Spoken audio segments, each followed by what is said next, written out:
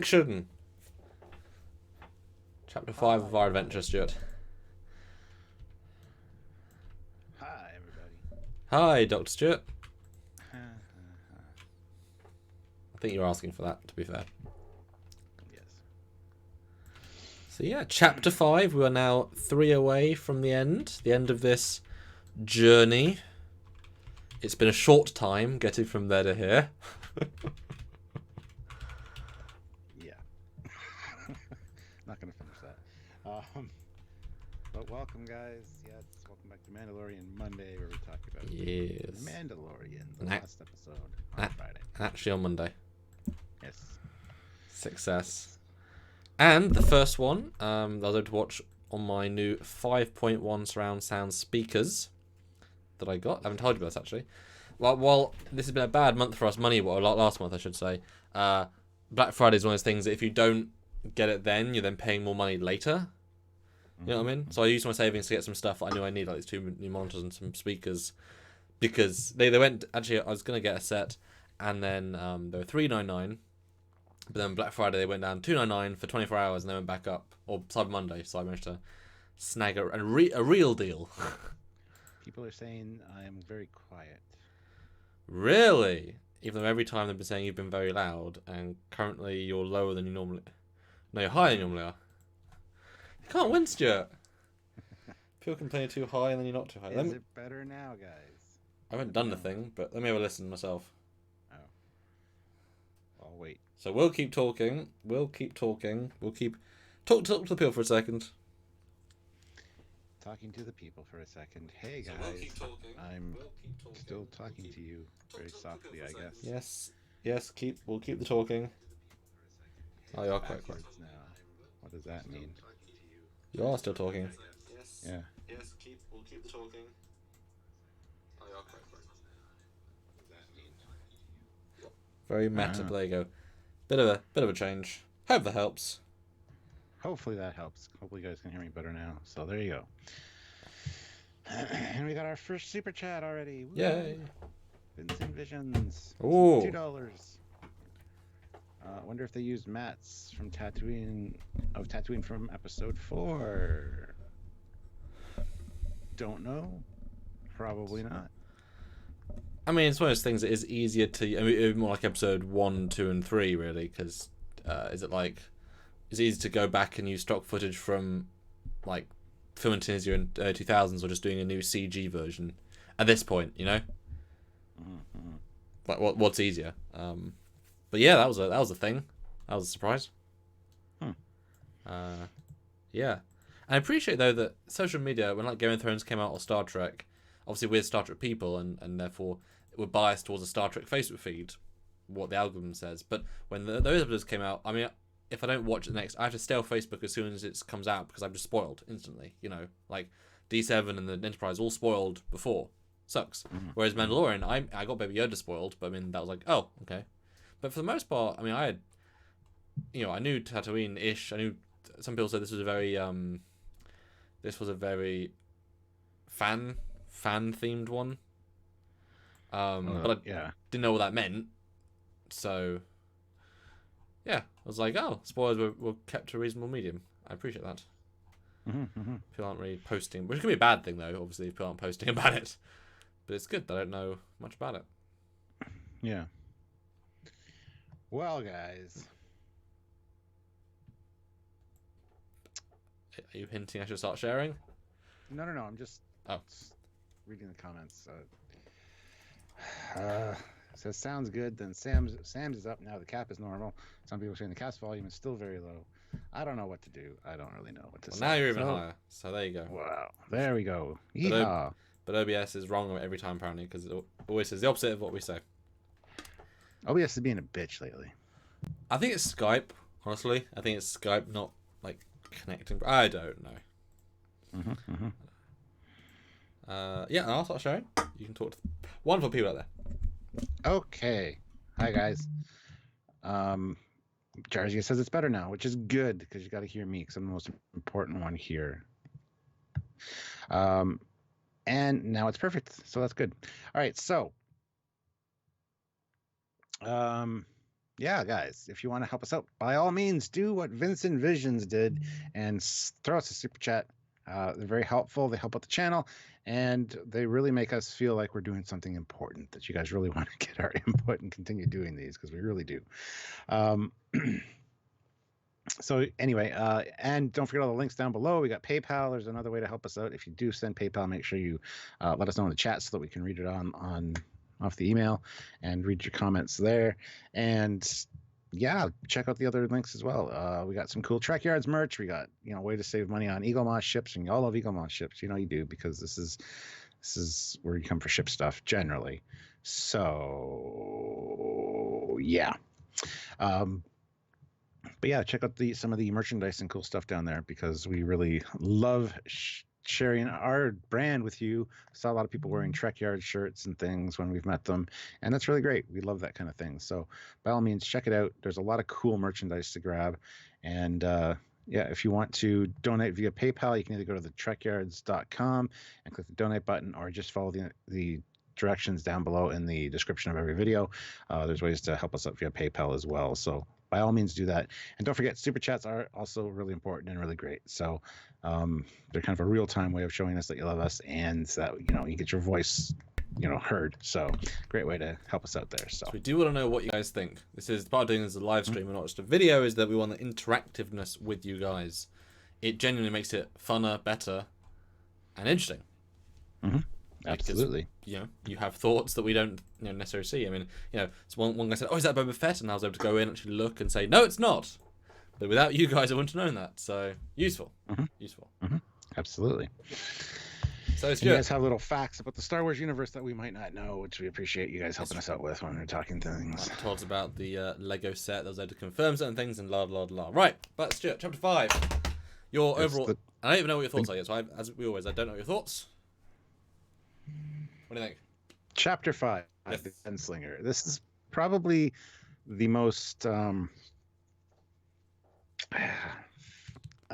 it's got some really good fan service in it, for sure. It's the most fan servicey one, I would think, so far.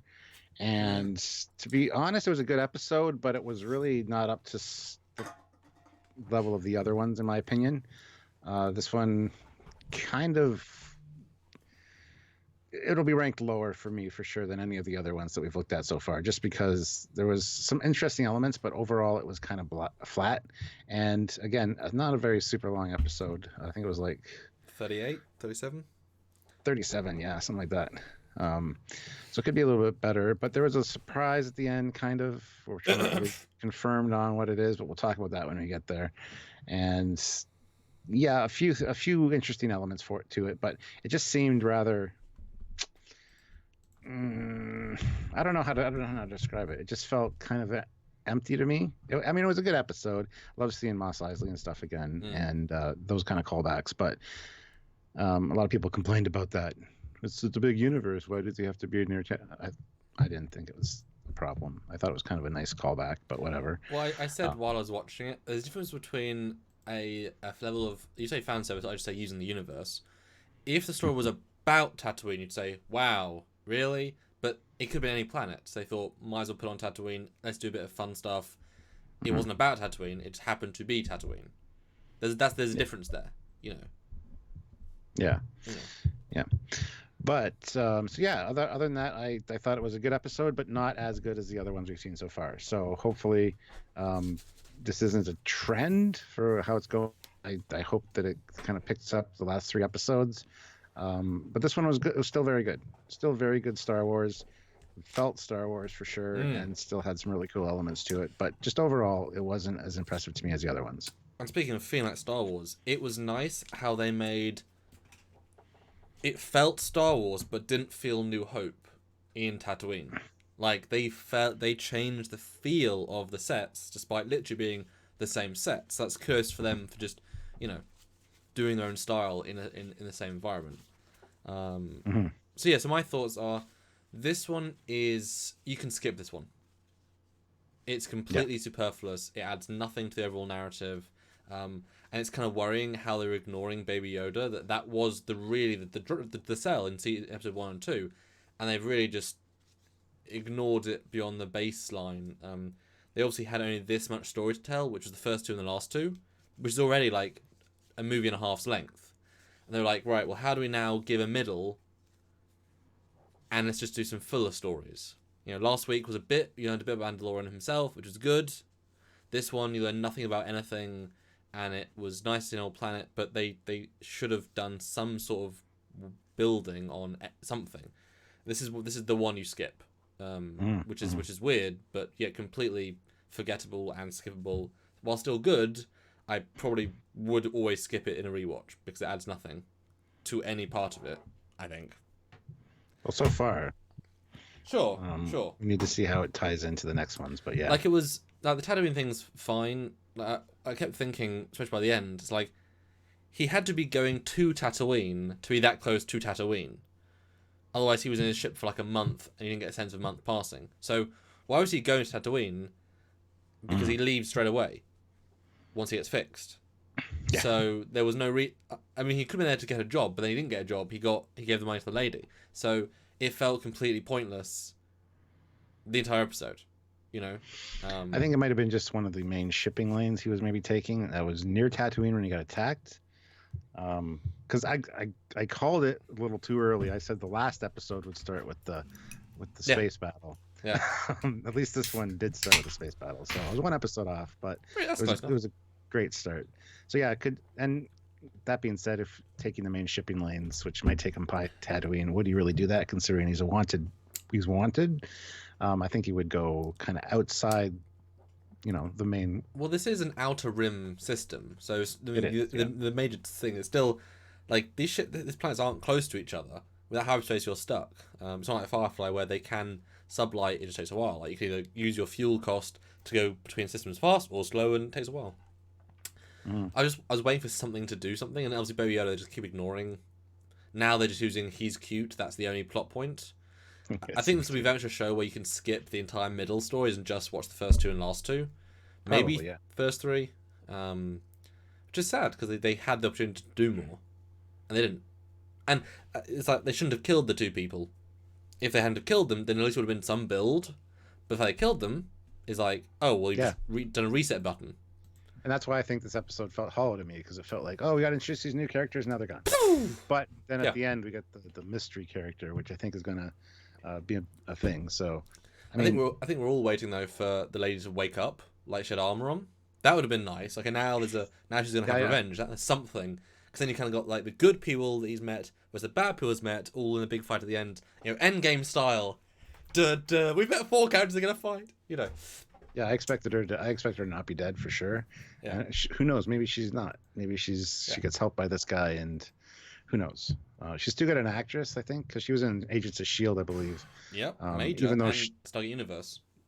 Yeah, even though she looked like Captain Giorgio. Better actress. Much better actress. Section 31 has now invaded a galaxy far, far away. Oh, much better actress, though. Yeah. Anyway. But yeah, there you go. Let's get into the relatively few scenes, because it's quite a condensed little episode. Well, and Samuel, we got a new ship. Some kind of new fighter. I can't be mad at you. I can't. That's just good. I like it. That was worth super chat, everyone. Yeah. Although that's because I got the starts with a space battle.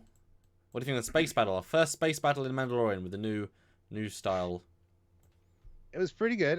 They did pull a Top Gun. They did a Maverick maneuver. I'm going to hit the brakes, so fly right by. You're going to do what? And it was good. I mean, the ship got damaged, which I like. He's not indestructible by any means. However, that being said, all he did was turn it off and then turn it back on again to get it working. What was that about? I don't know. He said he had a fuel leak. I understand shutting down one of the engines, perhaps where the fuel leak is occurring, but powered down everything, powered it back on. It seemed to work fine with a little bit of flaring. So. For a 31-minute or 34-minute show, give us 3 minutes of him trying to get the ship back online. Like, you've already got the costumes, the sets, and the actors. Just do those scenes so we can just see him. Like, maybe the whole episode is him showing he's a good mechanic. That's cool. Yeah, that was really weird to me. Didn't add. Yeah, strange. Yeah.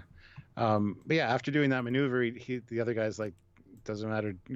warm or cold, you're coming with me or whatever. Yeah. Like that's my line. So I kind of love that. It's a little bit of a cliche opening, considering Oh that yeah. they use the flyby maneuver and things like that. But overall, pretty cool. The other ship is interesting looking. Didn't Do we really get get? too much of a good look at it, Yeah, I but was about to say I don't even know if I've really got an impression of it, honestly. you didn't really. But from the shots we did see of it, it looks interesting at least.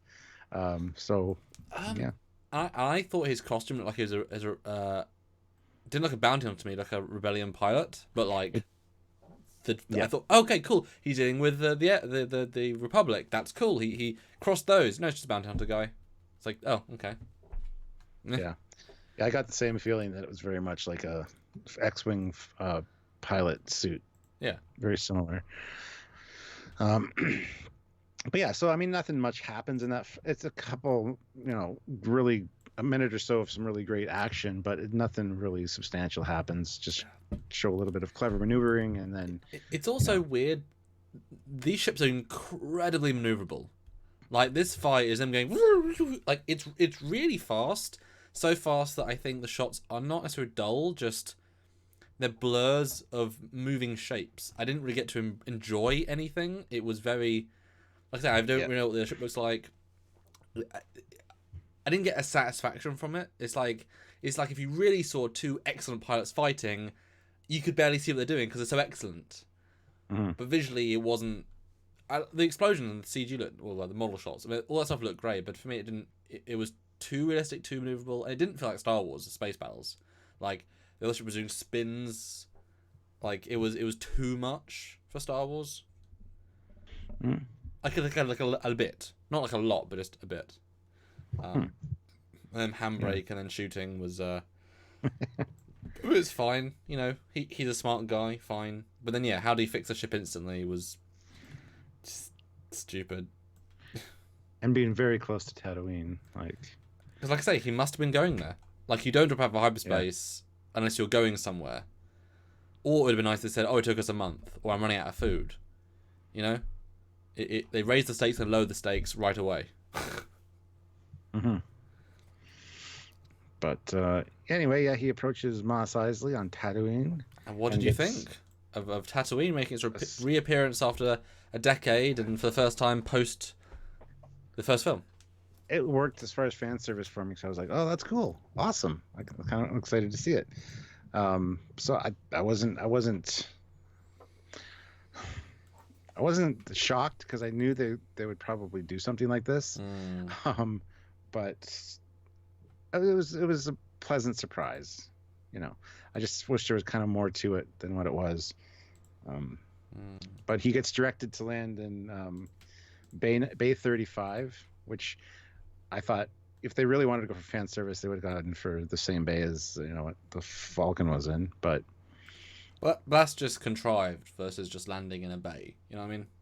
Yeah, I know. But yeah, go ahead. Well, I love the Phantom Menace. I mean, this part of the universe. I mean, great, good. Use the whole universe. I can't remember what they're called, but the ribbits, they're a bit dumb, a bit silly, but that's kind of the point. They're cheap. They're cheap and simple, and they're daft. And I see them in live action. Oh, the pit bots, yeah. Yeah, pretty cool robots. The pit droids. Oh, that's what they're called. Before he goes out to see them, he puts Baby Yoda. He's asleep. Puts him in a little compartment in the back and closes the door. I was like, okay, that's stupid. Yeah. Leave the poor little thing in there to wake up and be scared and not have any food or anything. I guess he assumed either there is work or isn't work. But again, they're sidestepping him completely as a character, so it's like, and out of the way, move on. Yeah, Yeah, but the pit droids were cool to see again, and then they did the Larry Curly and Moe kind of actions where they hit each other and stuff, which again ties in with what they were doing in the Phantom Menace. So, I mean, whatever. I'm not impressed by pit droids. Not a fan of them. So, but they make sense, and that's all that matters. Yeah. Like they're part of the universe. Why ignore them? And I hope that's starting a trend of we can use things from the other films because they all exist. Then we get introduced to the lady. Well, he almost blasts the droids though. Hits the ground in front of them. He doesn't want the droids near his ship. But yeah, when we get introduced to the lady who I comes just up screaming at realized him. He hates droids because they killed his family. That's why Yes. no droids Yes. ever anywhere. I was like, oh, my ship is too Yes. precious. I can't have droids. No, it's all droids. Right. Yes. Yep. That's Exactly. why. God. Yes. But yeah, we get introduced to the lady, and he's like, I don't want these droids working on the ship. And she's like, are you sure about that? And she's looking at the ship. He's got some carbon scoring. If I didn't know better, I'd say you were in a battle recently. This landing gear is all messed, which is the landing gear that the creature attacked in the first one, which I kind of appreciated. I called that out originally. Like, I wish there was some sparking or damage to that. It looks fine.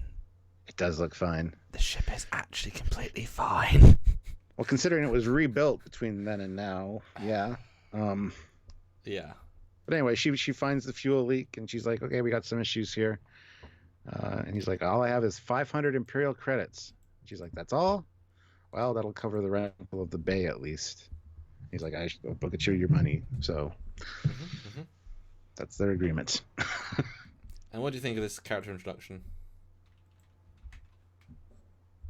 At first, I liked her by the end, though. I think she might be a recurring character in later seasons, perhaps.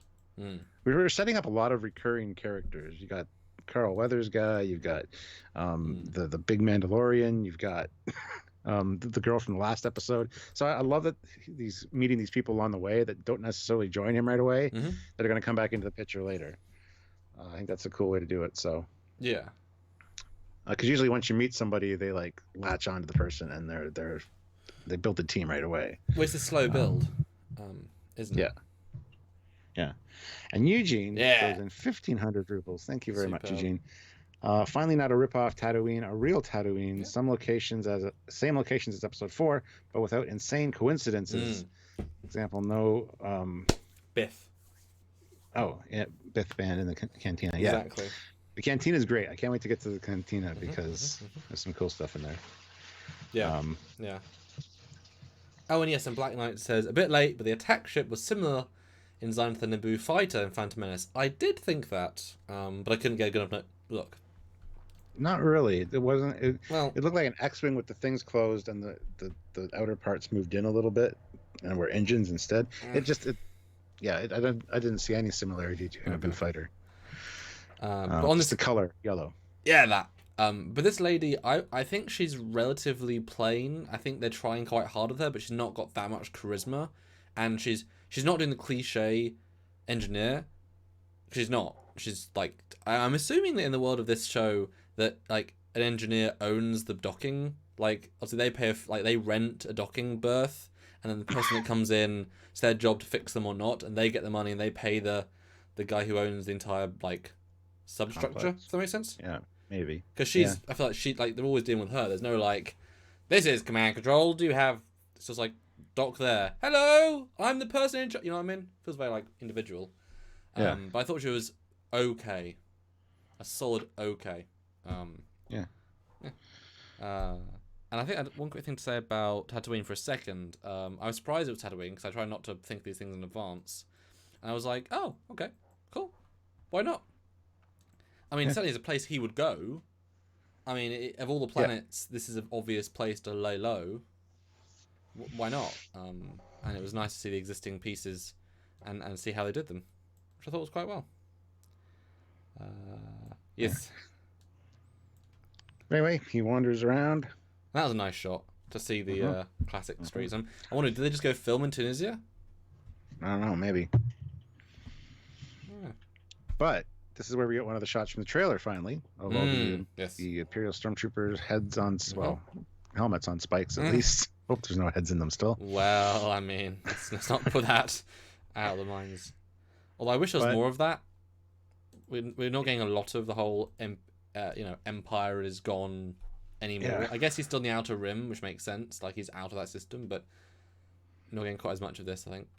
Yeah. We cut back to her playing cards with the pit droids when she's supposed to be working. And she's betting 3 bolts and a motivator. And then they hear a sound, and it's the gate or the ramp. Well, I guess the ramp was already down, but anyway, they hear a sound from within the ship, and of course it's Baby Yoda. I think it's a reference to when Obi-Wan scares out the sandpeel, because it's like it's an animal noise. It's something not quite as dramatic. But it's like Yoda's makes noises, not like big, like you wouldn't hear that. So I get the thing that's like a reference of, oh look, there's a noise. It sounds like a thing, an animal thing. Oh look at the baby. I thought it was a mechanical noise, like the door he was closed behind opening or something. But Ian Smith though throws in $4.99. Hey guys, love the cantina and the young guy channeling Han from episode 4. I swear they were at the same table as Han and Greedo's meeting. They were at the exact same table. That was the only reference that was on the nose. Yeah. That was the big on the nose one. But we'll get to that in a minute. That was really good, yeah. So she finds Baby Yoda, and the pit droids asks her what it is. I don't know what it is. Give me a minute. Are you hungry?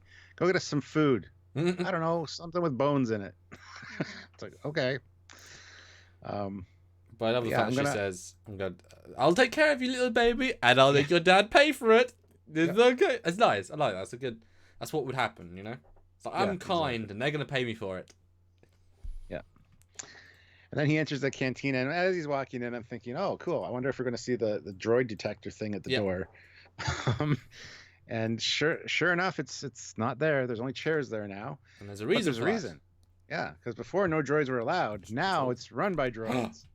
So something's happened. I love that changeover. Yeah. It's not a busy time of day. Obviously, it's not as busy as it was in episode 4. Yeah. But we see a few creatures. We see a Xindi insectoid and our crested gecko that's upstairs. George, he's there too, and an R5 droid. So I like the ambiance, the quieter kind of bar vibe, and the fact that it's run by droids. I love that. I thought that was awesome. So I want to hear the story of the cantina now. What happened that now to the other owner that didn't want droids in there?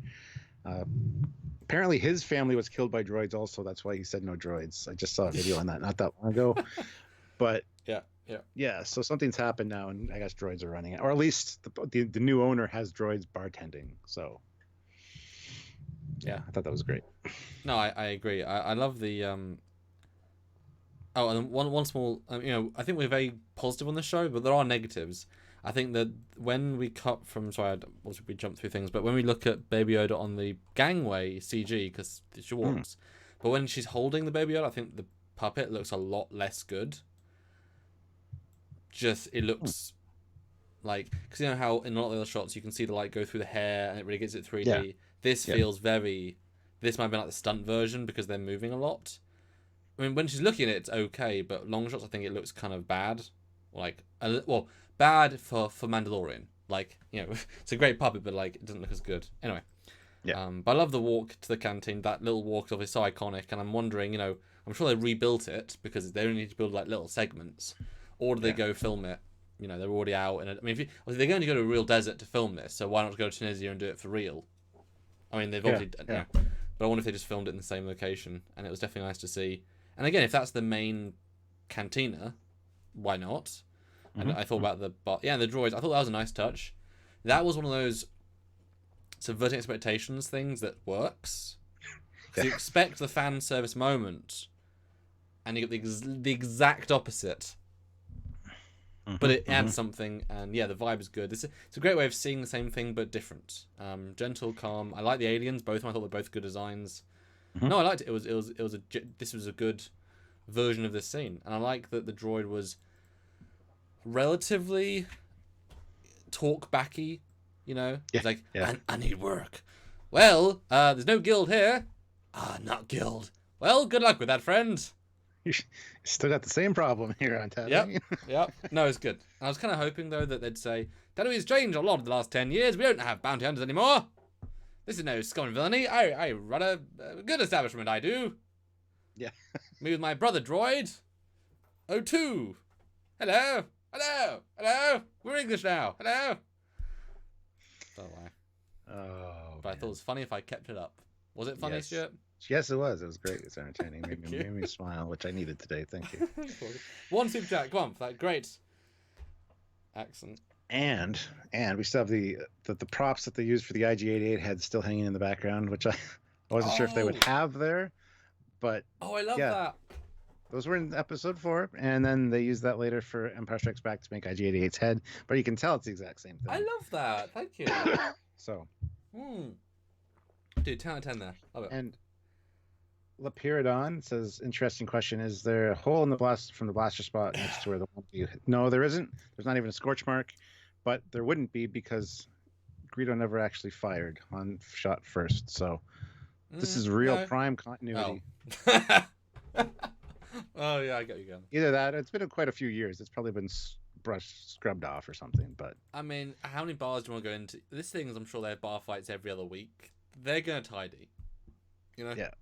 Or it'll all be craters. But yeah, so there's this kid, and he says, hey, I got a job. And yeah, he's in the exact same spot, the exact same way. And I was like, and it looked damn impressive. Like, it looked exactly like it did. The lighting and the vibe. Yeah. Yeah.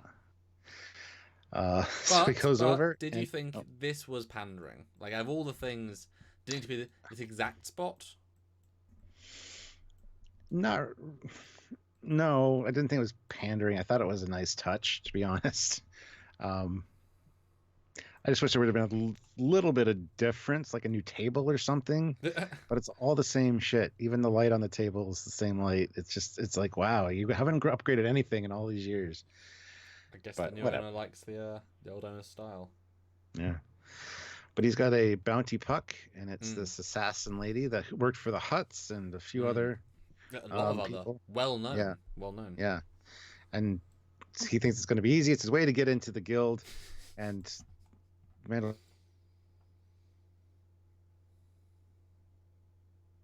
looking for a job. He's like, well, I know who she is, so did I get cut off there? Yes. Hello. Did I? Hi.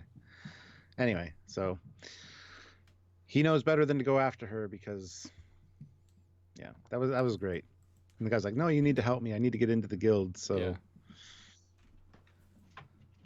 and they mentioned the Dune Sea. The tracking fob indicates she's out past the Dune Sea, which was mentioned before. So, but question though, Stuart.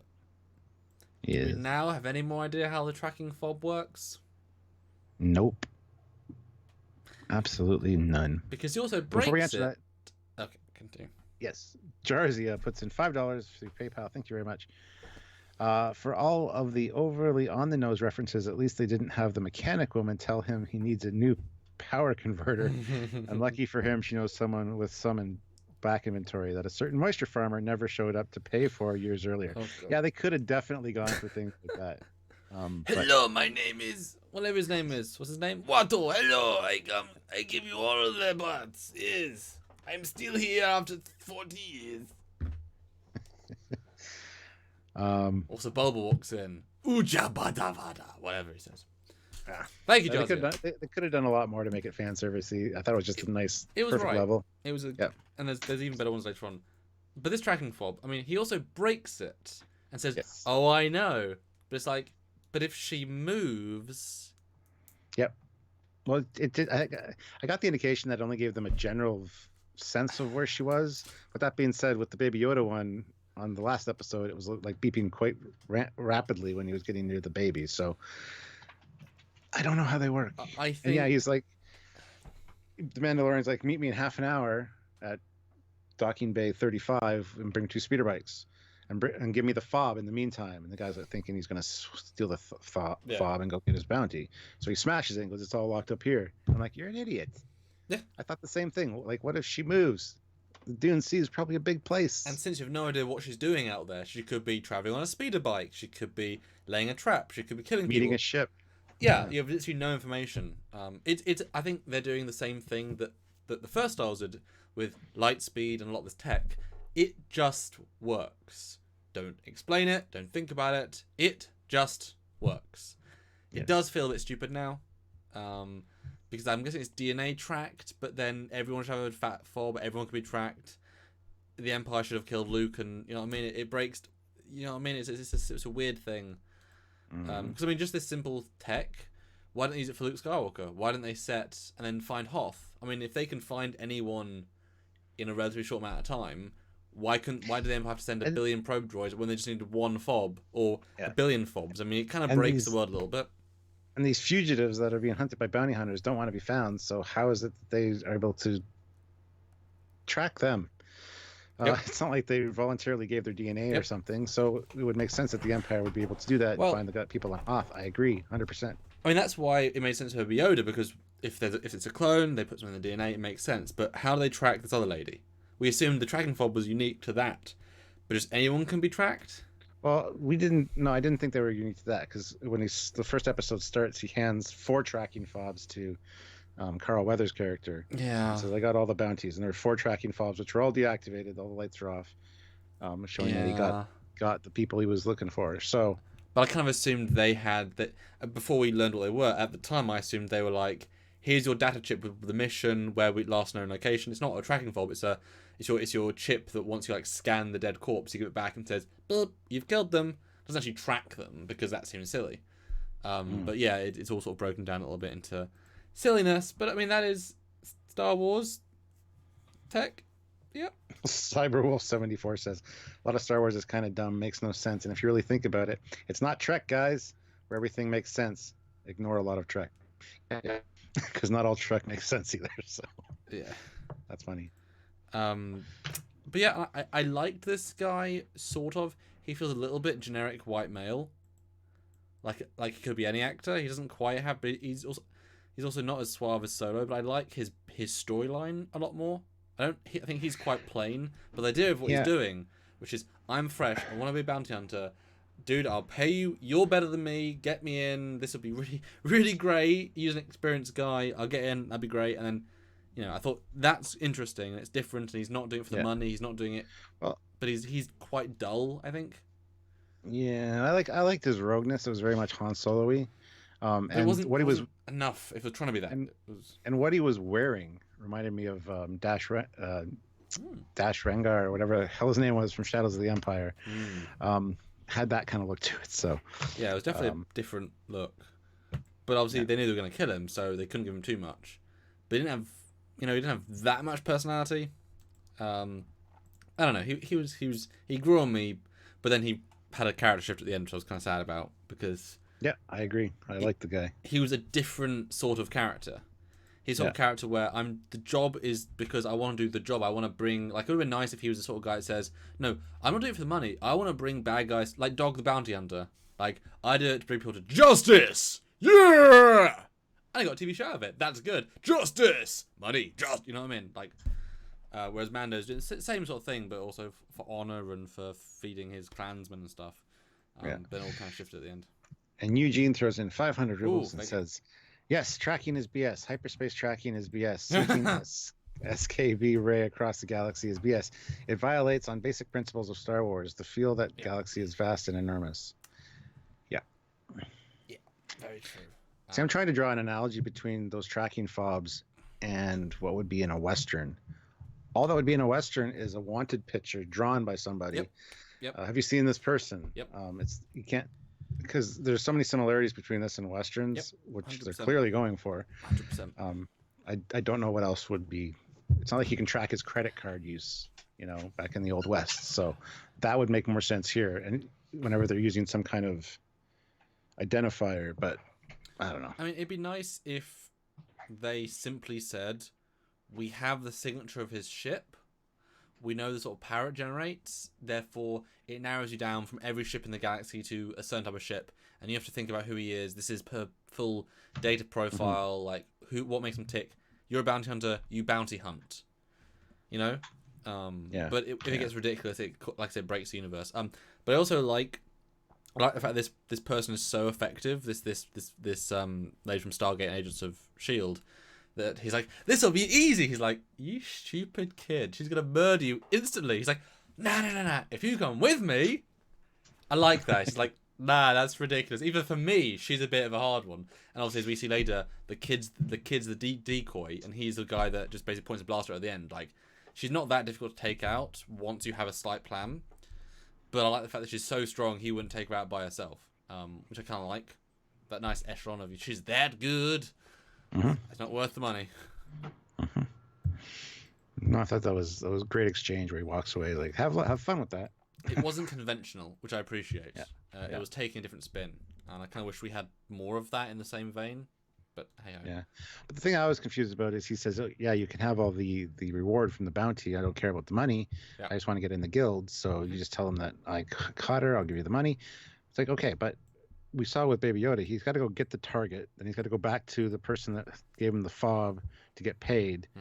Where the Mandalorian needs the money right now for the ship on Tatooine. So are we assuming that the guy who gave him the fob is on Tatooine? Because I didn't get that vibe at all. I assumed he followed him there. Well, there's no guild on the planet. They said that already. So. Yeah. And he would have to go to another planet to get his payment. And then what is Mandalorian going to wait while he does this and trust that he'll come back with the payment? It didn't make any sense to me. Well, that's a whole new thing I hadn't thought of. And the guy has money at the end, which I took as he was paid up front. But you're right, that is probably just the money he had in his pocket. Yeah. I guess. I mean, yeah. But I guess if this guy helps to kill a more powerful person, do you really want this guy on your bad side? You know?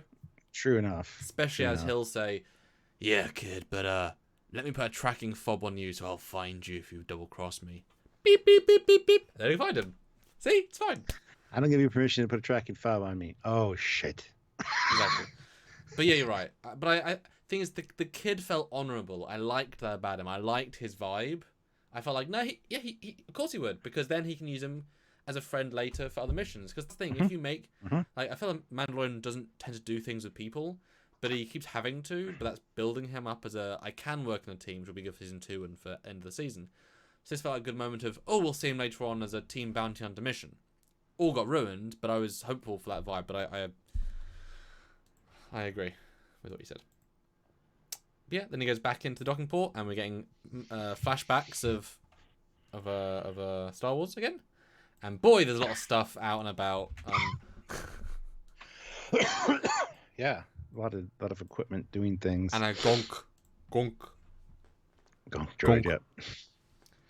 But he goes on the ship and he finds Baby Yoda's blanket and no Baby Yoda. So he freaks out, runs out, and screams, "Where's the kid?" at the pit droid, which hides again. that was nice. And she's like, I'm awake. I'm here. I'm awake. That was cute. I like that. Yeah. You woke him up. You know how long it took to get him to sleep? And me. Yeah. Yeah. And he's like, give me the kid. No, you can't just leave that kid in a ship. And I was thinking the same thing. It's like, you're such a bad parent. Well, he's not trying to be. I mean, there's this fine line of what he's trying to really do is just keep him safe. But he's not a parent, you know? Oh, I know, but just to lock him in like a closet, essentially, a bed closet. Well, he wasn't locked. The door was open. It's fine. UE8472 puts in $5. Thank I got you. the feeling Mando was going to steal the bounty and take her in himself. That's why he asked for the fob. I didn't get that feeling at all. We've established this much. He's very much a good guy. He kind of does what he says. He's got a code. That would not be something he would do. So that's why he wasn't asking for the fob for that reason at all. No, I think he just wanted time to be able to get a good location on her before they buggered off. No, I agree. I think part of the Mando code is to be a little bit more unique and to be good about it. Yeah. But she starts talking about how she had a few more issues with the ship than she thought because she couldn't use the pit droids. Yeah. And this machine is a piece of shit because she's like hitting the button over and over and over again. Well, she hasn't had to use it in years because everyone lets her use the droids. Yeah, I guess. But yeah, it was a good scene. A bit bland. A little bit. She's not a that quick half hour too. Yeah, she's not that charismatic, and she doesn't quite commit to either way. She's not that. I'm the cheeky junker that needs the money, and she's being a bit of a mum here. She's being not that, she wasn't keep reminding the guy, how are you gonna pay me? She's kind of like a nothing and everything character. And I didn't even get a sense of she was really repairing the ship. She says at the end, I fixed the leak, but I never got the sense she was actually. Well, if she was using the droids, sure, but I never got the sense she was actually fixing the engines because that's a lot to do, and it wasn't paying her. So at the end, when he flew away, I was like, they actually fixed the full ship? Really? What? It was a bit disconnected, I thought. It should have been, Yeah. Meh. Anyway, they go out. He's got 2 speeder bikes as requested. And Cool to see some different style speeder bikes. Well, no, they're the same. Well, the one that the left guy's using is the same as Anakin used in episode 2. Very similar. The classic Tatooine ones. Probably the same one. It should have Anakin was here scrawled on the side. It should have Sandpeel blood in it. Then see later like, woo, woo, this one killed all of our clan.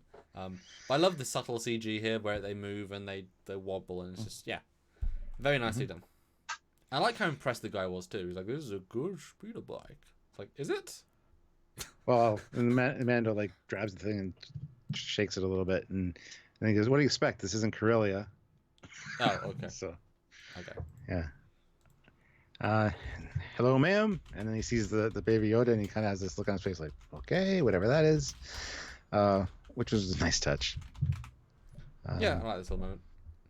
And then they take off. And then we got some great shots of them skimming over the dunes and racing each other, essentially. Like we've never seen before. This was why it's good to see the same planets again, because this was genuinely a unique perspective, looking this good, this crisp, this real. So I was all for it for this. Mm-hmm. But they come up on some sand people, and just checking them out with the binocs. He's like, "Oh, the sand people." People seem to hate them around here. Yeah, and Mando's like, "Well, they consider themselves to be the locals." Yeah, which they do. Everyone, they are the native inhabitants. So, well, they're dirty and whatever. And he's like, "Well, why don't you tell them that yourself?" And there's like 2 of them standing right there. I love it. It was so comedic. Yeah. It was like, look behind you. They're behind me, aren't they? Yeah. But Stuart, how did they get that close in an open dune? They're sand people, man. That's what they do. They were doing it single file. That's why you couldn't see them. As soon as the other guy stepped out from behind the other guy, they're like, "Oh shit, they're there." That's how it works. It just felt really daft that he couldn't see them and hear them. I mean, you would see them. I don't buy it for a second. They could just. I think the Mandalorian, since he was standing back, might have seen them coming. Yeah. Oh yeah. And he was letting the kid look at the banthas and go, Yep. Say. So, I don't have much of an issue with that. There's kind of a dune like right there that they could have walked up from. Anyway, whatever. But it is a bit daft. It is a quick we'll get to it moment. But I was really surprised just to get really another reference full on sand people. We had Jawas with sand people. It's like, really? But you expect, obviously, you're gonna find them. You're gonna have to kill them, shoot them. There'll be a problem. That's the plot. No. I love it. Yeah, the sign language is great. You can actually follow what he's saying too. Like if you want passage through with his signs that he did. The other guy's like, "What are you doing? Negotiating." Yeah. It's like, hand me the binocs. Why? And the Mando doesn't say anything, just stares at him. He hands it to him, tosses them to the. Those were brand new. Yes, they were. Love that deal. You made a deal with 2 sand people, and then they continue on their way. It's like, okay, well, how are you going to translate that into the other sand people you run into? Oh, I gave 2 of your boys some binocs back there. They said I could ride through your land. You know what I mean? But anyways, it's a good scene. They might have had sand people radio.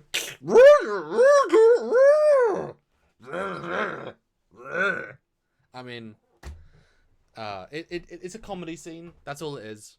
It's a bit of filler. It's a bit of comedy. It's a bit of we want sand people in desert, where they're hating life because the costumes. And Mando's like, I hate this costume in the heat right now. I'm hating. And the other guy's like, I'm in this cool jacket. I'm looking good. And I was like, oh, I hate you. I'm wearing 15 pounds of fiberglass. But I love this. Was a brilliant subverting of expectations. Come on, Rian Johnson, take a note. You expect villainy. He negotiates perfectly. Moving on. Easy, simple, clean, makes sense. And I love Jeff Jacobs' comment. They should have gotten a hand stamp. When you go to the club and you got to get back in. That would have been fun if they gave like a little necklace or like a bone. Like, here is a bone of a person being killed. And it's like, human bone. It is. That would have been fun. Like a ticket. This is your ticket. It's a person I killed. Yeah, it was fun. It was good. It was silly. Again, more speeder bike. A lot of speeder bike. They come to a dune. He's like, "Get down. What do you see?" And it's a dewback, but it's dragging its rider. And they're like, he's like, is that her? Man was like, I don't know. Of course, it isn't. You stay here. I'm gonna go check this out. Mhm. Keep your head down. And comes up to him and goes, just a bounty hunter, just another bounty hunter. It looks a lot like the one in the first scene. Is what I thought. It does look very similar, I guess. Rolls him over, and the other guy's like, I hope you're not keeping all that stuff for yourself. At least give me the blaster. That I liked. Because I mean, you find it, you get to keep it, I guess. Yeah, he is dead. But he has a tracking fob on him, Obviously. which I was wondering, is that actually for the girl or is that for Baby Yoda? No, it's for the girl. Okay. And then Oh yes, he gets sniped. he gets picked off twice, and then rolls back down to Dune. Oh, and he mentions the kind of rifle it is. That's the only one that can make that shot because she's up in the mountain or the ridge line up there. Mm-hmm. And then he says something about, well, it hit me in the Beskar, which is fine. Beskar at this range can take it. The other guy's like, I'm not wearing any Beskar. I know. Yeah. This is kind of the comedic episode, I guess. Yeah, it's smart. But again, well, I like they clarified at that range, I could take it. I kind of wish you saw more cracked armor and get a sense, because what does that really mean? It can Well, he's take got a blast mark later from when she hits him on the bike. Yeah, And it does stay there. But and Jeff Jacobs been asking the whole time, where is his rifle? His vaporization rifle with the scope would be good to have right now. But he even said the only gun that can make it at that distance is that particular kind of gun that she has. But I think he just left his gun, that rifle, on the ship. To be honest, we didn't see it at all this episode. So you know why he didn't bring it, Stuart? It would have been too easy. Yeah, too useful. But yeah, exactly. Yeah, exactly. It just don't bring a sniper to a sniper fight, otherwise you'll win the sniper fight. But yeah, I like it. We don't really see snipers in Star Wars universe, although then it's tricky. Yeah, and I'm really liking this new. What? Nothing. Go ahead. No, you're right. What do you like? I was just gonna say I like this kid. I'm starting to grow on me. I didn't like him at first, but the more I see him, the more I like him, and then all of a sudden he goes and fucks that up. But yeah, they screwed the story a bit. I think this one they wasted some stuff. Yeah. But I did feel I like the fact it's a trap. Although, how do they know they're coming? Because how do they know it's a trap without Admiral Akbar there, though? Well, it's a stupid joke as why. No, I like it. But think about that. The dewback is a great trap, but there's no reason to assume there are people right there, right now. That it feels a bit weird. Like if you had a little camp. Well, I don't think it was a trap. I think he was killed just relatively before they got there. Yeah, because he was on dewback tracking her, and she sniped him from the distance. They didn't say how long he was being dragged by the dewback, so I assume it was probably a minute or two. She was still in the ridge line. Yeah. They speeder biked up, saw it, and she's like, "Oh, well, more fuckers." Maybe. But then it would have been nice if they'd said, oh, there's other guys here for her, because I got the sense he was dead. Like, it could have been a day ago. But I like your idea better. It just seems even more coincidental timing. And especially dewback takes a long time to move compared to a speeder. That means that he's been traveling for days and days to find her. What's she been doing? Whereas I wish she had like a little camp. She had like sensor probes that were like, and then she knew. We cut to her in a little hut. And there's a little screen. It's blah, blah, blah, blah, and she goes out, grabs a sniper from a tree, and like they could have made it a lot better. And they had time. That's the thing. These episodes are short. They had time to improve it, and they didn't. And it's a shame because this episode could have been a lot better without a lot more. And Jersey has a point. He didn't bring his rifle because no disintegrations. They had to bring her in alive. Because it's implied that she was supposed to be brought in alive because they didn't bring in the dead body. Either the kid didn't take it back with them to get the bounty for it, or the Mandalorian didn't pick it up. So it's assumed that the dead is no good.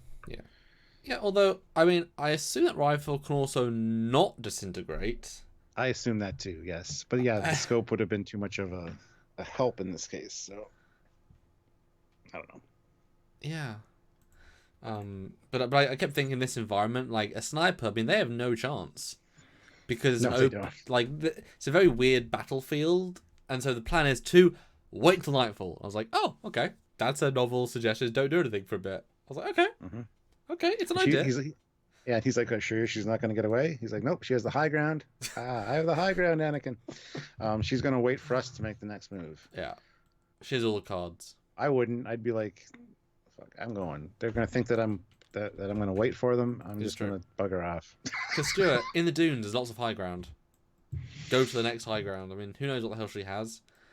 I wish there was more ships in this episode, in the sense of, does he have a ship? Does she have a ship? Because if they both get killed, right? If they both had ships, does that mean that Mando could give the stuff to the lady who's at the start? Like, there's free stuff they can take, you know? I don't know. It's a good point. And also, this scene is really dark. I've tried to do a visual enhancement, but it looks bad. I mean, this scene was way too dark. This entire sequence, it was bad dark. Yeah, it was really bad, yeah. Well, I love how he's like trying to wake up the Mandalorian. Look at you. You know, you're old and tired and sleeping. He's drawing his gun on him, and the man was like, "Are you done yet?" Yeah, I was just trying to wake you up. That's good. Just some stupid kid being a stupid kid. I loved it. Well, I think Mando was like, "I'm just gonna, what's he gonna say to me? What's he gonna say? I'll get to know him a little bit, you know." I know that blaster won't kill me at this range with the Beskar, so. Yeah, wouldn't that have been great if it says, just do it? What? Do it. Exactly. Yeah. But yeah, then they decide to go full speed, and we're gonna get sniped. He's like, "Oh, I got these blast charges. If we do them in, you know, oh, it flares. It's in sequences. It'll blind any scope, and with our speed and those, we should make it." It's like, okay, great. And I love how I guess she thought that the Mandalorian was more of a threat and more of a genuine threat, because she was aiming for him. That's true. Even though he's got the Beskar steel on. She doesn't know that, though. The other kid. Doesn't know that. Well, she doesn't, but it's Mandalorian, so one can maybe assume. They didn't have that steel at the start. He just had normal armor, so I'm assuming that's the rarest, hardest. Yeah. But you're right, 50-50 chance. And she went for more of the recognizable threat, I think, instead of taking out the kid. But if she just killed the kid, then only one threat. I mean, she loses because she doesn't kill the kid first. Yeah, pretty much. She takes off her helmet because it blinded her. I guess. What do you think of the plan? I mean, in simply, what do you think of it? It's stupid. it's a rush tactic. I don't know. It works in this situation, but I wouldn't want to do it personally. I don't think anyone would want to do it. It's just, I think it's. Yeah, I don't know. It wasn't the best plan, but whatever. Anyway, she takes him out, though. The Mandalorian takes out his bike. Yeah, and, I think it's the sort of thing. There's so few options, and Mando wasn't prepared for anything because he had no kit. Like, he had no preparations for this. He kind of really packed light. I think it's a good plan in theory, but they should have both gone on charge, flared a lot, and gone like separate directions, and then like there was no strategy beyond forward. The thing is, though, if they go other directions, it'll take longer to get to her. So I guess if you go forward, you'll be there quicker, but you're more shootable. Fastest way to any destination is a straight line, right? But if they'd gone different directions, then she could have tried to shoot them if they'd swerved. I agree. Going different directions would have been a brilliant idea. But then if one had got shot, the other one wouldn't know, and they'd. That's true. That's true as well. Plus, they couldn't use the flares to their advantage like they did. Exactly. Yeah. So it's a and then they've more time to shoot. So it's a, but she does. She shoots a speeder bike. Shoots him. No, speed bike. And he also gets shot, I believe. But it's so dark. Sorry about that, guys. Can't really do much about it. Yeah, But there are some cool shots here, especially when the flare gets launched and he like slides the bike sideways. Yeah, that's a great shot. Yeah, he gets shot off the bike, and then he gets shot right in the chest piece. We're meant to assume he's dead for a second, which is dumb because obviously he isn't. Yeah, and there's no visible. Well, it sort of is a mark, but it's not as big as I think it should have been. There's a scar mark. There's a scorch mark later. Yeah. Eugene puts in 500 rubles and says, "Yay, Ming Na Wen Hun." Some chick. Ming Na Wen. Yeah, she's from. Yeah, good actress. Should have got more. Yeah. But then she, the kid comes up behind her, which I thought was kind of.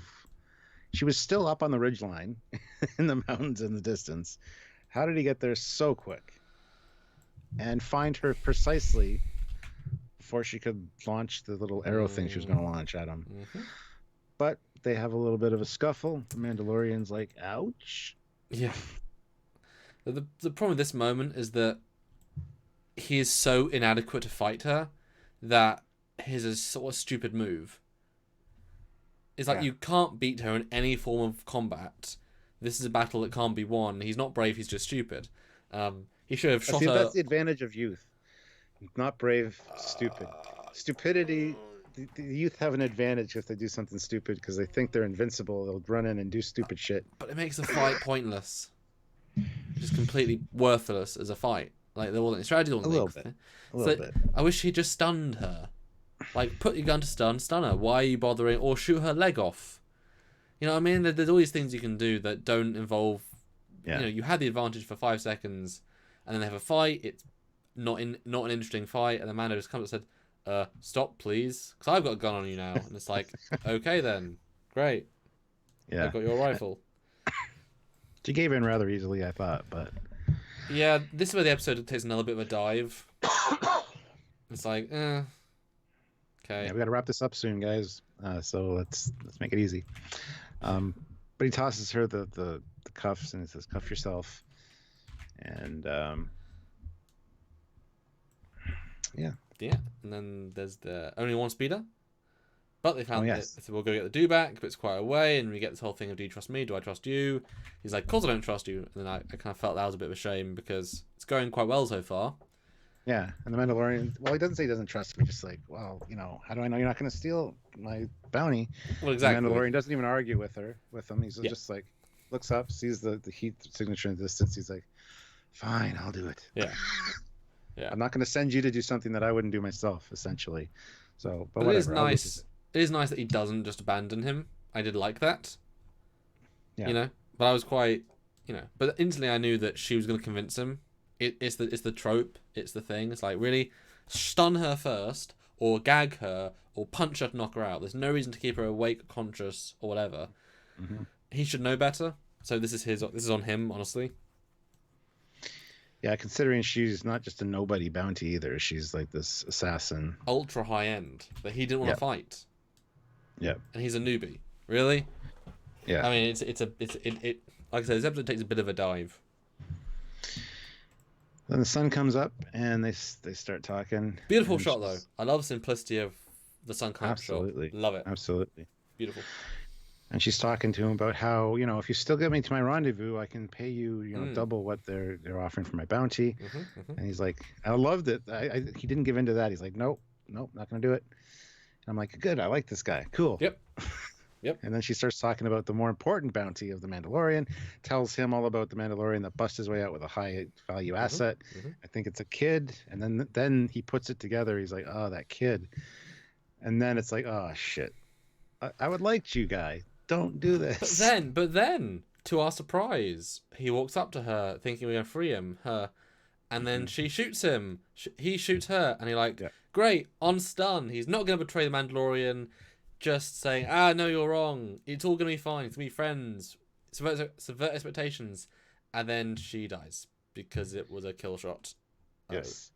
And then I love how he says, too, if I would have taken those cuffs off you, I'd be dead. Which is great. He knew enough that she would kill him. Yeah. To get away. But it's like, what? First of all, do both bounties.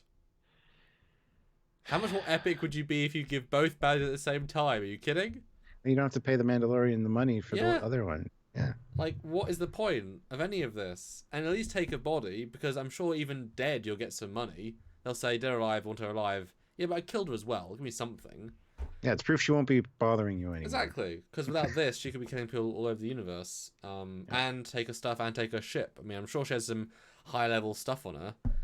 And his acting changed a lot to be all like hard-assed and like it's a reveal, but it's like it really ruined the character for me. Yeah, absolutely. Just fundamentally from interesting to who the hell cares? Because now he's just a villain, and he's a shitty bounty hunter, so obviously he's not going to win. Ruined it. It's really sad. The Mandalorian shows up with the dewback, and you can see the blast mark on his chest. Yeah. She finds her dead, and goes back to Maz Bay, and goes in ready because he knows that the kid's an idiot. Well, you say ready. He's just kind of like holding a blaster. It's like, I'm ready for anything. Oh no, you're behind me. I wasn't ready for that. You know what I mean? I'm ready. I'm ready for everything except for the unexpected. My only weakness. He's not. I mean, this guy's not the best bounty hunter. He's good against basic stuff, but he's never been that great, and you can tell again.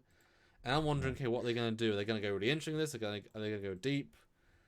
But really, it's not that interesting. He's just there with them as hostages. Yeah, that's it. I mean, there's nothing really to this.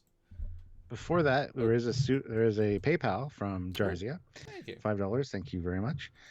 It was stupid that Mando didn't tell him to throw her on the bike and follow him at slow speed while she goes after the dewback. Well, he goes after the dewback. That way he can keep an eye on them and doesn't have to double back. Yeah. Yeah. That is very true. Yeah. Yeah. Also a great idea. But you're right. Yeah, the whole holding them both hostage and I don't know. And then he tells her to cuff him, which I thought was another stupid idea, but whatever. And he's got one of the flashbang things, which was a good idea. Yeah. That's and she's like, "You're not as stupid as you look." She whispers that to him. Although pretty stupid because she let his 1-day-old newbie take advantage of him and get his ship and do whatever. So he is as stupid as he looks. He just managed to cover him for it, you know? Yeah. And he points a blaster that he knows will not do anything against Beskar Steel. It's like, keep it at the Yoda's head. His arms up. He does have his arms up. You could have hit him like here. Oh, but you know what I mean, though. It's not... I know. I didn't even think about that, but you're right. Yeah. He should have rushed him. But he flashbangs. And it would have been good. It would have been good if he had the Mandalorian's rifle that was missing the whole episode. I know this thing disintegrates. Yeah. Beskar Steel won't. I like that. Yeah. That would have been great because he was already on the ship, and if you left it on the ship in the armory, that would have been beautiful. Yep. He could have said, "Hey, Mando, didn't know you had an X4 76 rifle. These are rare and deadly as hell." Yeah, don't touch it. You know that. Yeah, that'd been perfect. Yeah. And then the conclusion is literally as simple as it sounds. Flare, he can't see, murders him, done. Yeah. There you go. That's it. In a nutshell. And then where's Baby Yoda? Oh, he's behind the thing. Okay, fine. And that means nothing either, apart from more cute points, because they want to say, "Oh, well, yeah, but it's a bit of a crap episode. Let's look at Baby Yoda. Yay, he's cute again." Okay. Mandalorian takes off his little change pouch thing and pays her with it because she says, "Well, I assume that you didn't get any money because you kind of got screwed over." Yes. So she was expecting not to get paid. He dumps and it's more than she was going to be asking for. You can tell. Oh yeah. Because he's like, "This should cover me, right?" She's like, "Oh yeah, yeah." Yeah. So he's kind of got a credit with her now. So if he ever needs her again, she'll be like, "Yeah." But I was, I know Tatooine is the sort of place that this sort of stuff happens, but I would have thought that the guy would have monologued to her at some point why he's doing this. Like, this guy, betrayed the guild and killed lots of people, and she wouldn't just be like, "Oh, so you're a good guy of these two bad people that kill people and bounty hunters." Like, you'd think she'd be like, "Fuck off. Like, this was bad." Like, she'd not be like, "Oh, yeah, he was such a dickhead. Oh, but you also put me in a situation and you didn't pay me." And, it feels, I mean, obviously it does in a second, but it doesn't feel, her reaction is not what I would expect. And, I think you're right. I think it's the second season sort of lead-in. Yeah. And then we'll get another fan service moment where she tells the pit droids to get rid of the body. I don't know where. Beggar's Canyon. The Womp Rats delete it. Yeah. She calls the Mandalorian a Womp Rat at the beginning as he's walking away. And then to my surprise, the ship just launches away. I guess it's now fully fixed somehow. And then we get post-credit person. I was expecting with jangling spurs, which is the sound they added to Boba Fett to make him very reminiscent of the gunslingers of the Old West. They added that sound to Boba Fett. I just watched a YouTube video on Boba Fett. The sound of the jingling spurs is what gives it away. But is this Boba Fett? Maybe. I just hope not, because I don't want the Mandalorian being overshadowed by Boba Fett showing up, because We already like the Mandalorian. I wouldn't think of use Boba for a second. I just assumed it was the guy he screwed over last week because he's tracking him now and he's like, oh shit, I found his thing. I wouldn't think of Boba at all. No. It's just Carl Weathers, Carl Urban, whatever his name is. It's probably Boba Fett. Because the jingling spurs is a unique thing. No, I'll vote no on that. But it's interesting. Thanks for that. But I can't imagine it would be. And I was waiting for it to wake up. There are a few other theories as well as to who it could be, but the jingling spurs thing was kind of a giveaway. If it is Boba Fett. But it wasn't. But he's just there to, this is a bounty lady, so he's just here to collect a bounty. Oops, she's already dead and cuffed. Orcs. It was a very. It was a very uninteresting person coming to their body. I was like, okay, who cares? You know what I mean? It was very. And as she woke up, I was like, hope she would go, ah! And then like pull her shirt apart, and there's like Beskar steel just at the right place, and that would have been perfect. So I was let down by the end, honestly. And then she might not be dead. She might be alive and be taken care of by this person in the next episode. Oh, maybe. But this show isn't known for. The show is known for following just the Mandalorian, not like cutting from the Mandalorian to another planet on what's going on, and then back. The show style is very much just following him. So. Yeah, and that ends the story. And the fact that we've only taken 1 hour 17 minutes plus intro shows there's not a lot to talk about, honestly, in this one. It's Stuart, what do you think then? Final review, scores, thoughts of this episode 5. Now that we've gone through it fully, and have you had changed any thoughts since you first watched it? No. I've watched this probably about 4 times now, and wow, I only did it once. It's very some lighthearted moments for sure. Very much kind of a standalone piece, though. Like you said, it doesn't have to be watched really to be part of the main narrative. As so far, that guy at the end could tie it all together, and we'll see, because we still have 3 to go. But so overall, this is my least favorite of them all. But I did appreciate a lot of the fan callbacks for Tatooine, like Beggar's Canyon, the cantina, the same table as Han Solo. And they were all organically done except the table. Yeah. So I wish the table had been like the table next to it. Like he had to walk past the table to get to the next table. That's what he has to do to make it an organic one, What? Yeah, walk past the table to get to the other table, but at the same time, the table has like tourists in it taking pictures of the blast mark on the wall. Yeah, and someone says, "That's where General Solo." Solo almost died one time. We haven't even. Click. Yeah, we haven't even pointed out there's 78 people watching. Everybody like Jeff Jacobs puts in 249. I give it the lowest score yet, 8.5 out of 10. Yay, 50. We hit 50. Thank you. Yes, like, subscribe, comment, all the things. Yeah. All the things. I hated that the 2 other characters we got introduced to essentially just got killed, so it feels like a very close-ended episode. That kind of bugs me. So, like I said, it's my least favorite out of all of them so far. So yeah, I'm gonna give it out of 10. I'm gonna give this one probably an 8. It was still good, and it was still good Star Wars, and I did appreciate that. But yeah, not as good as the other ones. So an 8. Well, I have a side question, because now we've had 5 of these. I think we can actively quantify it a little more.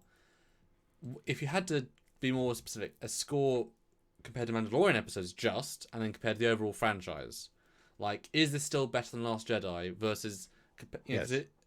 Okay. Is it is it still better than the prequels? This episode. Better than Phantom Menace for sure. Yes. Okay. But those are so broad. There's so many great things in each of those shitty movies.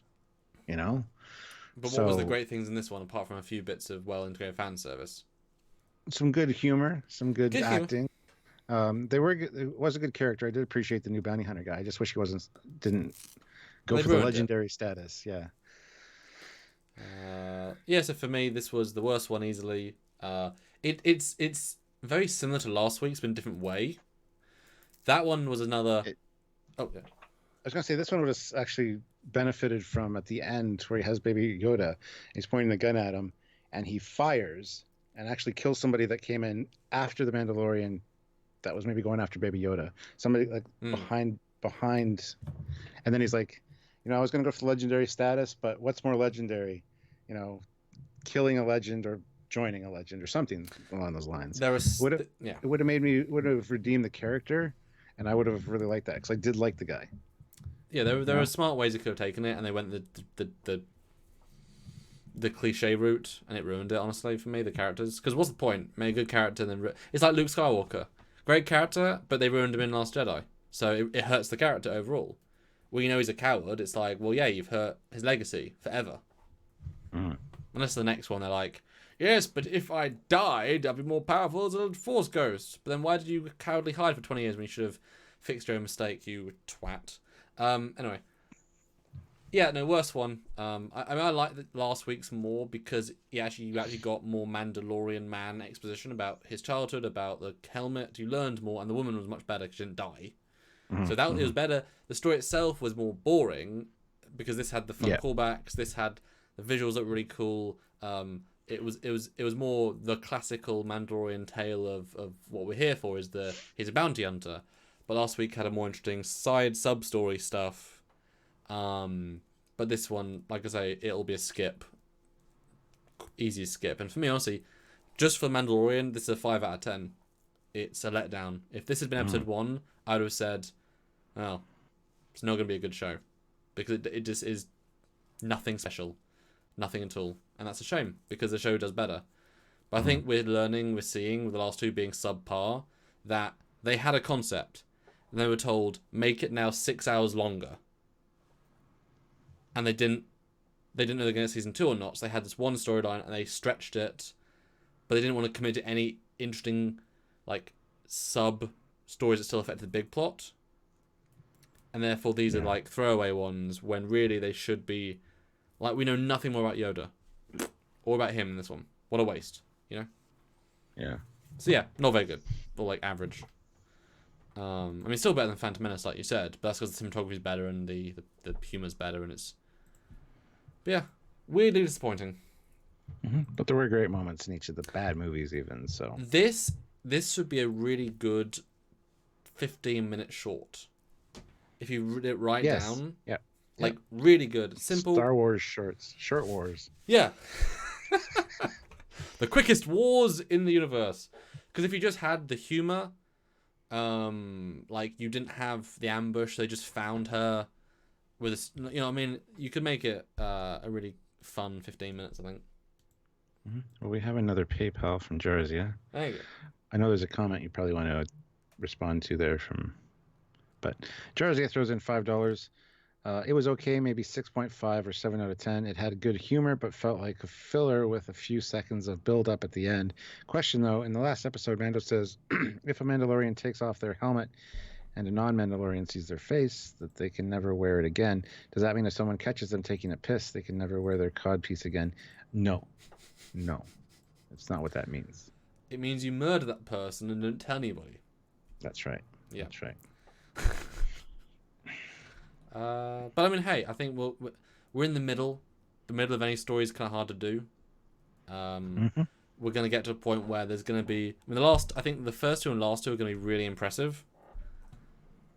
We just haven't got there. And I hope next week is more impactful. But it's still a fun watch, just disappointing. And this might all be tied together with the appearance of that person at the end and the fact that she was actually killed, the bounty. Because if they assume that Mandalorian did it, not this other kid. I mean, there's lots of ways that this could be fixed following these events and all be tied together and be like, okay, that one's maybe not such a one-off. But we'll have to see how that goes. Or like maybe the kid is like the son of somebody important, and he's like, "And you killed my son? Oh, for God's, you know what I mean? Yeah, you could, It's stuff you could do for sure. Yeah. Cool. Well, there you go, guys. I mean, if you guys put your scores down, I see a couple, but please do put your scores out of 10. We'd love to know your scores. We got an 8. We got a 5 out of 10.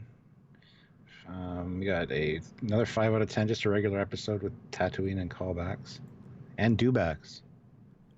Yeah, but I will say I think they did Tatooine great, really great, like just right. Good job. Yeah, 8 out of 10 for Brian. Visions puts an 8 out of 10 as well. Okay. 8.5 from Jeff, as we said. So What? 7. Jeff says this release schedule is more what?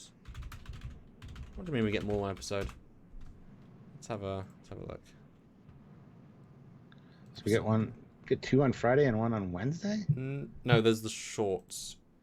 We get it's on the 13th, 18th, and yeah. Okay. Wow. Okay. So Friday, Wednesday, and then 27th. So after Christmas. Well, last one's after Christmas. Yes. And nothing on the 20th then. No. What the hell? All right, cool. Well, and I think the Short Treks is this Thursday. Yes. Which is the 12th, I believe. Yeah. Okay.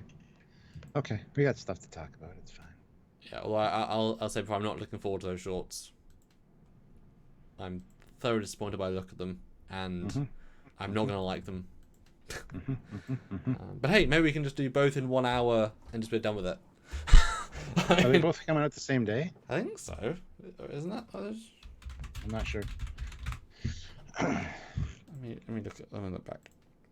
Yep, December 12th. And then January 9th is the Picard one. Okay. Oh yeah, the Star Wars movie. Obviously, they're trying to time with the actual movie coming in. Oh, that's true. There might be a reveal in a final episode that links in with episode 9. Ah, that's in 9 days, right? Yeah. No, it's not Star Trek episode 9, it's Star Wars. 19th of December in the UK. So I guess we're talking about it. Yeah, so it would be the next day for Mandalorian. So I guess we're doing a live right near Christmas. Cool. Yeah. Wow. Can I even see it same day? I don't know. We might both have to do our own reaction videos like when we have time because I don't know if I can see it.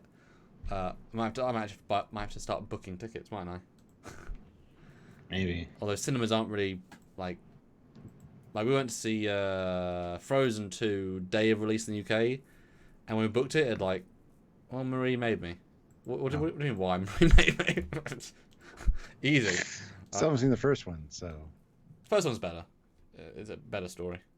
I could tell that from the trailer, but. Well, it wasn't bad. It wasn't great. It was okay. Yeah. It did a few things well, a few things not as good. See, I also want to see it in a big screen. I feel like the new Star Wars should see in a bigger screen, but this is giving me small screens. When's a good time to see a film? I might be able to see it the night before on the Wednesday. Yeah, you tend to do that, you bastard. Well, I get exclusive access just by going. There's certain theaters around here that play it a day early, so. But I think I might book for same day. Because, I mean, it is even though I don't give as many shits, it's the epic end of the 40-year, 3-generation story, despite these 2 last films not linking really at all and abandoning the other things. Which might be good. It might save the franchise, though. Yeah. Stuart, it's not that hard to make good Star Wars. Let's tell a good story in the Star Wars universe. We've seen 5 of them. You know what I mean? And it's I would have thought it'd be hard to tell a really bad story in the Star Wars universe, and yet they did it with last one. But anyway, guys, I still enjoyed seeing this episode, and I just saw that the guy that plays Mandalorian is a larger guy who's maybe the villain in the new Wonder Woman film, which I was quite surprised about. Oh, really? Yeah, that trailer is lackluster also. Yeah. It confused me. It had a very unique vibe. It's very like Suicide Squad vibe of like, look, we're quirky. Yeah. But I have no idea what the plot is. I got no vibe of it. What do you think of the Ghostbusters trailer, though? I'm sure you saw that. Rather lackluster, in my opinion. I like where they're going with it. It's obviously Egon's grandkid, even has the glasses and the same hair, plus the spores, mold, and fungus thing. But I would have liked to have seen maybe an original Ghostbuster. Just saying. I think that trailer was very smart. I think that movie's gonna be quite smart. They understand that we can't just make remakes. we can use the universe, but let's just tell a new story in the universe, you know, Mhm. which is here is a new story, and when relevant, we'll obviously bring back the old people because yes, they need to do this. Well, Bill Maher has experience. We'll bring you know what I mean. It's not just look, we had the same film again because 2016 is a bad movie. And who's in the trap? Slimer or Sure. Egon? Sure. Bill Murray, yeah. They could. Well, yeah, you're right. Could have died, yeah. But it And he looks. did. They said he was dead. Well, yeah, but I mean, like died in the context of ghosty died rather than just like dead. But and Paul Rudd's good in everything. I mean, you gotta love Paul Rudd. I mean, it's a very different film, but that's a good thing. Like, it's a new thing. I like the fact they didn't show any other ones. It wasn't banking on the old people. It was banking on the new story. You know. Mm-hmm. But it would have been nice, like with one of the recent trailers, the last frame is an old character. Oh, with Data. It's like, what a way to end a trailer than to have a reveal. It was okay. At least it was different, and you know, a good story should be first. Mm-hmm. You know. Yeah. There you go. There's our review, our full reviews of the Wonder Woman and Ghostbusters trailers. As a bonus for all you guys that stuck around. So. There you go, 60 people. And yeah, we'll see you guys later on this week. When are you up for doing lives then? I think I've got a thing tomorrow, so not tomorrow. But she's yet to confirm. Thursday. Maybe Wednesday and Thursday then. Yeah. Yeah. We will let We're you not know. sure yet. Not sure Actually, yet. the schedule for the next till January is probably going to be sketchy as hell, just because there's so much going on and then so much stuff coming out as well that we got to watch it, have a data. Yep. So just keep an eye on the Facebook page for the lives, because we don't know when we're doing anything as it stands. So. No, but we sort of need to do a couple a week for pure rent. So expect some stuff. Just be flexible. But you know, you regulars are bloody flexible because I guess you work from home and also are free at this time each day. It's great. We love seeing you guys. Any final words, Stuart? Or shall we pop back to reality? No, we should pop back to reality. Thank you guys for watching. Yeah. Thanks so much. And thank you for joining us all the time. Yeah. And stay tuned, like I said, to the Facebook page for more updates as to when we're doing lives. Eugene just threw 250 rubles in. Thank you very much. Pal. So you like channel 1 through 3 and don't like channel 4 and 5. It's reversed for me. Oh, chapter. Channel. Why goes channel? Really? So you like 4 and 5 but not 1, 2, and 3? You don't like 1, 2, and 3? Wow. Yeah, well, not everybody can be as smart as us. I'm just kidding. I think we like the overall storyline a lot, but they're not doing anything with it in 4 or 5. So it's kind of like like they should be doing dribs. It's like what Discovery did. They kind of had the main storyline, like here and there, and then stuff in between. That kind of, and not often do I reference Star Trek Discovery, but you know. Yeah. Yeah. So thank you, Eugene, and thank you to everybody that super chatted. And we will see you later this week, probably Wednesday, Thursday. So plan for that at least. Bye, guys. Bye.